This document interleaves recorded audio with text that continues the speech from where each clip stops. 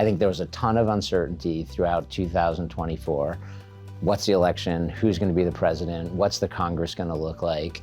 How fast are rates going to come down? All of us, I bet, would have predicted in 2024 higher defaults, worse economic outcomes, right?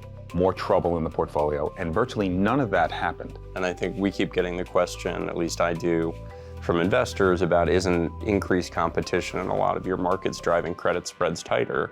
And credit spreads have tightened in the last year, but I think it's much more in response to very good, better than expected fundamental company performance. We had a really nice moment at the NASDAQ celebrating the 20th anniversary of ARCC being a public company. We all spend a lot of time trying to make sure that we get the talent and the people and the culture right, and I think it's still there. Yeah. You know, it's still there 20-something years later. And I think that culture permeates. People always say, Ares just does things differently. The people are different, and among all the things that we've done over the last 20 years, that's probably the most important.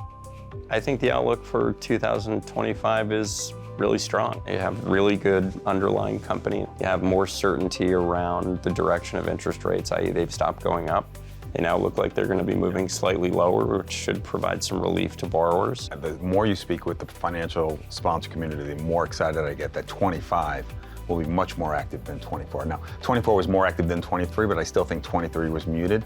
I'm hopeful that 25 will actually be really busier than 24 was, at least with new M&A activity. I think the upper part of the market, I think the incoming administration is going to be very pro-merger, pro-business on that part of it, and it'll trickle down. I think broadly in terms of interest in alternatives, it's just increasing, regardless of the channel. You're seeing more and more allocation from pensions, from sovereigns, and certainly in the wealth channel where we're spending a lot of time.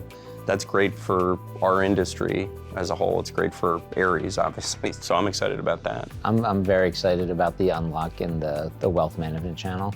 I think we've put all the pieces in place, and now we're bringing on product number 4, 5, and 6, and really building a library of products where people are understanding who Ares is, what we invest in. We see the funds flows every day. So you're seeing the fruits of all that labor, all that infrastructure, all the work we put in day out. It's really exciting.